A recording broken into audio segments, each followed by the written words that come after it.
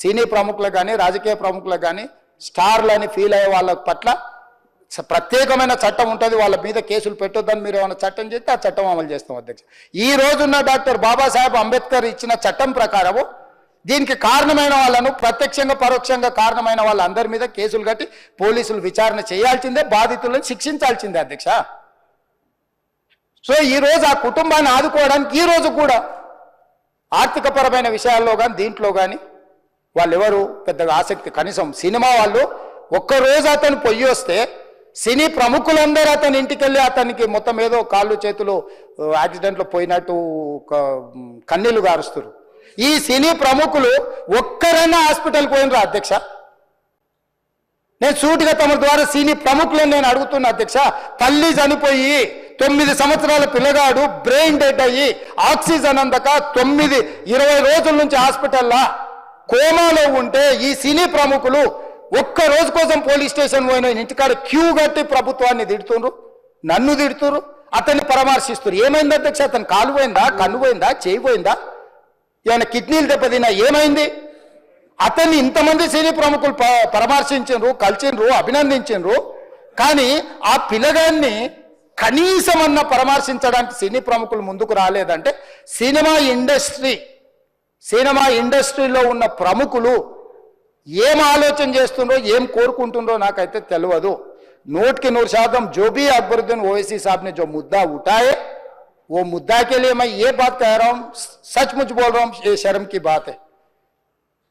20 दिन के बाद भी एक दिन के लिए उनको पुलिस स्टेशन को लेकर गए तो हाईकोर्ट भी इमीडिएट अजर्नमेंट मोशन, लंच मोशन ले लिए, उनका बेल भी दे दिए, सब कुछ है. आधी रात को 11-12 बजे अपने लोग बोल रहे थे जेल का दरवाजा खोलो, 12 बजे उनको छोड़ो. अरे भाई कहां है प्रोविजन? कहां से छोड़ू मैं? कोई मेरा घर का मामला नहीं है. मेरा घर का मामला है तो मेरा गेट निकाल के आने वाले जाने वाले को मैं बोल सकता हूं. जेल का दरवाजा मेरा हाथ में नहीं है, कानून के हिसाब से चलाने का है मेरे को. रात 12 बजे अरे वो फिल्म स्टार है उसको छोड़ दो. भाई अगला दिन मैं रहे तो ना फिल्म स्टार को छोड़ने के लिए. अगर आधी रात को 12 बजे किसी को जेल से छोड़ने का कोई लॉ है तो बोलो, मैं भी लागू करता हूं. तो इसीलिए ये इतने फिल्म स्टार कोई भी दवाखाना तक नहीं गया, छोटे बच्चे को नहीं देखा अकबर साहब. ये अफसोस की बात है, शर्म की बात है, सचमुच बोल रहा हूं मैं. अगर मैं वहां पर जाके देखने के लिए मैं पूरा स्टाफ और मेडिकल एंड हेल्थ सेक्रेटरी, मेरे कमिश्नर, सब टीम को मैं डिप्लॉय कर दिए, सीता और अपने कमीशन चेयरपर्सन, सब लोगों को वहां भेज के मैं continuously I'm monitoring that boy health condition. So ये कैसे कहां जा रहे हैं हम लोग? भाई उन लोगों को जिम्मेदारी दी नहीं है, हम समझ भी सकते है, नहीं है वो बात अलग है. मगर कुछ పొలిటికల్ పార్టీస్, నేను గత 3 ఏళ్ళుగా ఈ సినిమా థియేటర్లో చూస్తేనే నాకు తెలుస్తుంది. అంటే నేను ఇన్ని కోట్లు పెట్టి అమ్మాం కదా సినిమా, నాకు రెస్పాన్సిబిలిటీ ఉంటుంది. సినిమా ఎలా ఉంది థియేటర్లో చూస్తే నా 3 years ఎఫర్ట్, అది జస్ట్ ఒక షో కాదు. నాకు ఎమోషనల్గా 3 years ఎఫర్ట్. అసలు ఏమవుతుంది నా future, it's like make or break moment for me. So అలాంటి ఇంపార్టెంట్ పాయింట్లో నేను వెళ్తూ నేను అదే ఆలోచించాను తప్ప నేనేమి ఇర్రెస్పాన్సిబుల్గా గత 20-30 ఏళ్ళుగా నేను అదే థియేటర్కి వెళ్తున్నాను. ఓల్డ్ సినిమాలకి వెళ్ళాను నేను అదే థియేటర్కి, నా సినిమాలు కాకుండా బయట సినిమాలకి వెళ్ళా. ఎప్పుడు ఇలాంటి యాక్సిడెంట్ అవ్వలేదు. అండ్ నేనేదో ఇర్రెస్పాన్సిబుల్గా థియేటర్కి వెళ్ళిపోయాను, పర్మిషన్ లేకుండా వెళ్ళిపోయాను అనేది అబ్సల్యూట్లీ ఫాల్స్ ఇన్ఫర్మేషన్. అలాంటిది ఏమీ లేదు. థియేటర్ వాళ్ళు పర్మిషన్ సార్ట్అవుట్ చేస్తున్నారని చెప్పి మేము అక్కడికి వెళ్ళాం. అక్కడికి వెళ్తే పోలీసులే క్లియర్ చేస్తున్నారు అక్కడ. So it is understood that everything is sorted. నేను వాళ్ళ డైరెక్షన్లోనే వెళ్తున్నాను. అండ్ వాళ్ళు ఒకవేళ నిజంగా పర్మిషన్ లేకపోయి ఉంటే చాలాసార్లు వాళ్ళు చెప్తారు, సార్ మీ పర్మిషన్ లేదంటే మేము రెండింటిని వెళ్ళిపోతాం. వాళ్ళే క్లియర్ చేసి ముందుకు రమ్మంటూ ఉంటే పర్మిషన్ ఉందనుకునే కదా మేము ముందుకు వెళ్తూ ఉంటాం in that flow of things. So నేను ఆ మైండ్ స్పేస్లోనే ఉన్నాను. అండ్ నేను చెప్పాల్సింది ఏంటంటే అసలు ఇక్కడ this a false allegation that there is a road show, procession. అసలు ప్రొసెషన్ కాదు, రోడ్ షో కాదు, ఏమీ కాదు. జస్ట్ థియేటర్ ఇక్కడ ఉన్నాను, అక్కడ theatre just couple of yards away from the theatre. అది అసలు రోడ్ షో కాదు, ఏమీ కాదు.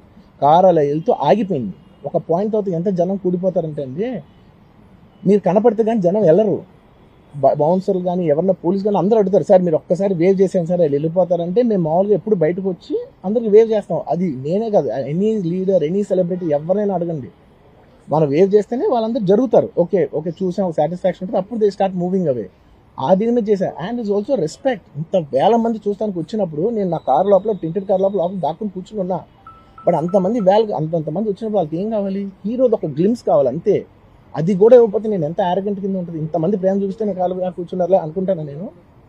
అరే నేను బయటకు వచ్చి ఒక్కసారి వాళ్ళందరికీ థ్యాంక్ యూ ప్లీజ్ పదండి ఇలా అంటుంటాను. మీరు చూడండి, నా జస్టిస్ అని చూడండి, ఇలాంటే ఇలా పదండి అంటే నేను చెప్తేనే వాళ్ళు వెళ్తారు.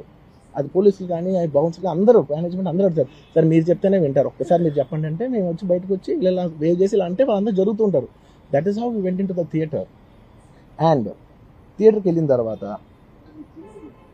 what I wanted to say is that there's a misinterpretation అనుకోండి, misinformation అనుకోండి, false information అనుకోండి, ఏమనుకోండి, it is no road show, it is no procession. Just థియేటర్కి వెళ్తుంటే జనాలు ఎక్కువ బయటకు వస్తే జస్ట్ వాళ్ళు వేవ్ చేసి మళ్ళీ లోపలికి వెళ్ళిపోయి మళ్ళీ థియేటర్ లోపలికి వెళ్ళిపోయాం. అండ్ థియేటర్ లోపల మేము సినిమా చూసి కొంచెం సేపుకి సార్ నా వర్క్ అసలు ఏ పోలీసు కానీ ఎవ్వరూ నాకు వర్క్ అసలు నన్ను కలవలేదు, నాతో ఏం చెప్పలేదు.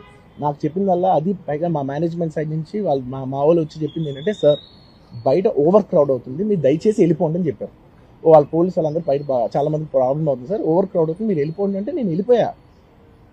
సినిమా స్టార్టింగ్ కొంచెంసేపు నేను వెళ్ళిపోయా. నేను మా వైఫ్ అందరూ మేము బయటకు వచ్చాము అంతే. నాకు అసలు ఆ తర్వాత నెక్స్ట్ డే నాకు తెలిసింది ఒక లేడీ ఇలా ఉందంట, కళ్ళు తిరిగి పడిపోయిందంట, ఆ తర్వాత ఆవిడ పాపం చనిపోయిందంట, ఇలా కిడ్ ఉన్నాడు అంటే నేను షాక్లో గురయ్యా.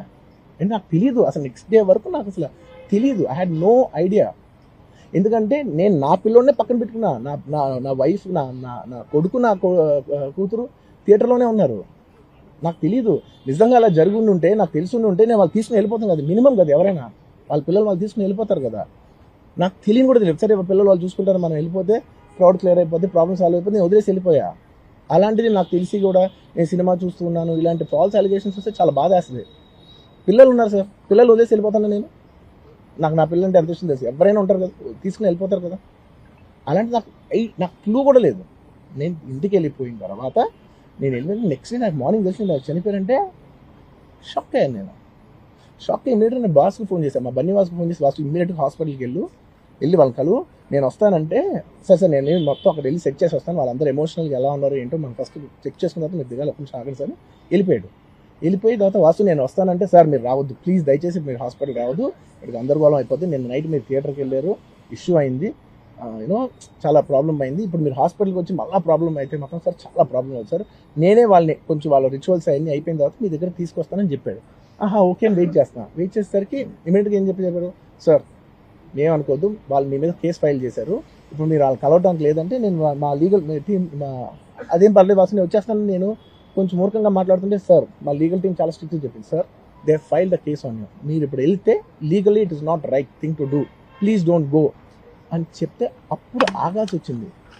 సార్ నాకు ఒక్కటే విషయం చెప్తా సార్, ఎవరో వైజాగ్లో చనిపోతేనో లేకపోతే చనిపోతున్నారంటేనో, లేదంటే విజయవాడలో చనిపోతున్నట్టు పెద్ద ఆవిడంటేనో, లేదంటే చిరంజీవి గారి ఫ్యాన్స్ మన నూర్బాయ్ లాంటి వాళ్ళు, లేదంటే కళ్యాణ్ గారి ఫ్యాన్స్ మన ఎవరో అంటేనే వాళ్ళందరికీ నేను వెళ్ళి పర్సనల్ సార్ ఇక్కడ నుంచి విజయవాడ వెళ్ళాను సార్ ఎవరినో కలవటానికి, ఒక లేడీని, ఒక వైజాగ్ వెళ్ళాను ఇక్కడ నుంచి ఎక్కడో ఉప్పలు ఉంటే ఎక్కడో దాటుంటే ఎక్కడికో వెళ్ళాను. అలాంటిది నా ఓన్ ఫ్యాన్స్, నాకు నా ఫ్యాన్స్ అంటే ఎంత ఇష్టం మీ అందరికీ తెలుసు, అలాంటి నా ఓన్ ఫ్యాన్స్ నా ఓన్ థియేటర్లో నేను ఉన్న ప్రెమిసెస్లో అలా జరిగిందంటే నేను వెళ్ళి కలవనాలని, వాళ్ళు కలవాలి నాకు ఉండదా, అది మినిమం కదా. అసలు ఎవడైనా వెళ్ళి కలుస్తారు, ఎందుకు కలవను నేను కలవపడడానికి ఏంటి రీజన్ ఏంటంటే I'm legally I'm tired, I can't go.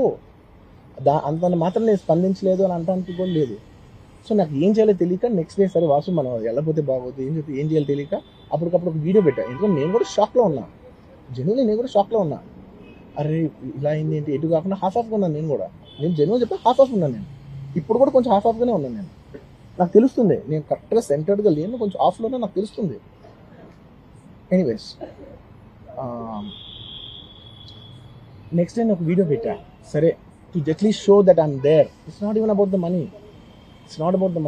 అంటే it is just money is just justice to show that I'm willing to do something అని చెప్పడం కోసం. ఆ తర్వాత మేము ఏం చేయొచ్చు ఆ తర్వాత మేము అన్ని సెలబ్రేషన్స్ క్యాన్సిల్ చేస్తాం, వద్దు అసలు వాళ్ళకి అలా ఉంటే మనం ఎలా సెలబ్రేట్ చేస్తాం, మొత్తం అన్ని క్యాన్సిల్, పెద్ద ఫంక్షన్స్ అక్కడ కర్ణాటకలో అక్కడ పెద్దగా చేద్దాం అనుకున్నాం, వద్దులే ఇంకా దీని తర్వాత అన్ని షట్ చేసానని చెప్పేసి ఇంకా నా ప్రయత్నంలో నేను ఏం చేశానంటే, డాడీ మీరు వెళ్ళి కలవంటే ఆయన కూడా కలవకూడదు అన్నారు. ఓకే ఒక స్పెషల్ పర్మిషన్ పెట్టి నువ్వు వెళ్ళు, కొన్ని మా ఫాదర్ ఇన్ లా పంపించండి, లేదంటే సుకుమార్ గారు పంపించండి, లేకపోతే వాళ్ళ వైఫ్ని పంపించండి, లేకపోతే ప్రొడ్యూసర్స్ పంపించండి, బన్నీవాసం పంపించండి, ఇలా ఎప్పటికప్పుడు అప్డేట్ తెచ్చుకుంటున్నాను to know what is happening with the kid.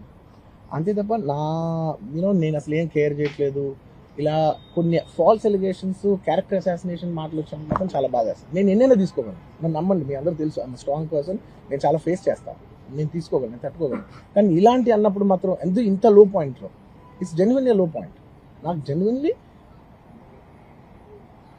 It's a లో point.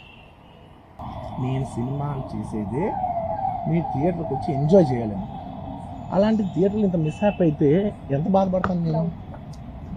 Yeah sorry. Anyways, what I wanted to say, okay ఒక నిమిషం, what I wanted to say is it's a very unfortunate accident. And also genuinely I'm a believer in, అంటే బయటే కాదు, generally me as a person ఇలాంటిది ఒకటి జరిగినప్పుడు ఏదో media కోసం ఇంకోటి కోసం నేను సుకుమార్ గారు చాలాసార్లు మాట్లాడుకున్నాను, దానికి మనం ఏం చేయొచ్చు, నేను ఒక మంచి అమౌంట్, పెద్ద అమౌంట్, నువ్వు ఒక అమౌంట్, మైత్రి నుంచి ఒక అమౌంట్ తీసుకుని మనం ఒక ఫిక్స్డ్ డిపాజిట్ ఆ అబ్బాయికి ప్లాన్ చేద్దాం, ఊరికే మనం ఏదో చేతులు దూసేస్తున్నాం అలా కాకుండా, మిగతాలా కాకుండా మనం జెన్యున్గా ఏమైనా చేద్దాం, కానీ ఆ అబ్బాయికి ఏమైనా ఫిజియోథెరపిస్ట్ పెట్టిద్దాం, ఇలా చేద్దాం, ఎన్నో విషయాలు మాట్లాడుకున్నాం. అంత మాట్లాడుకున్న తర్వాత నేను కేరింగ్గా లేను సార్, ఎలా ఉంటాను sir? I have the same age kid, నా కిడ్కి ఎలా అయిందంటే నేను అలాగే ఫీల్ అవుతాను కదా, ఐ నాట్ అ ఫాదర్, నాకు ఉండదా? ఇన్ని క్యారెక్టర్ ఇంత అసాసినేట్ చేసినప్పుడు ఇట్స్ పబ్లిక్లీ హ్యూమిలియేటింగ్. నాకు చాలా బాధగా, నేను ఇంత చేసినా కూడా నాకు బాధగా ఉంది సార్. మన తెలుగు వాళ్ళు బరువు తీసిన పైన పడతామని నేను సినిమా చేస్తుంటే మళ్ళీ లాక్కుంటున్నాం. Anyway, doesn't matter. ఓకే, మీరందరూ నాకు వదిలేదు అసలు, ఇంకా ఎన్ని ఇంకెందుకు మళ్ళీ డబ్బులతో ఇచ్చాం అది ఇది అనిపించుకుంటాను, వద్దు. I will take care of them very well.